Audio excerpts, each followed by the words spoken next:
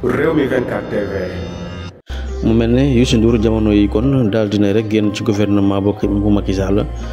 ëllëgu Youssou Ndour nag mooy lan ndax Youssou Ndour impôt yi nga xam ne daawu ko fay ndax Youssou Ndour dafay dajale yëpp fay ko wala Youssou Ndour dafay continuer di fay ay impôt wala déet kon mi ngoog ginnaaw rek ba Macky Sall defee ci pouvoir bi depuis 2012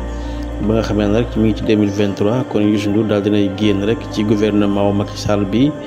kon bokk ndax seen impôt yooyu ñoom waa TFM ak Youssou Ndour mi nga xamee ne rek moom boobee la télé ndax dafay fay impôt yooyu nga xam ne rek daawu ko fay te lan moo warloon impôt yi Youssou Ndour daawu ko fay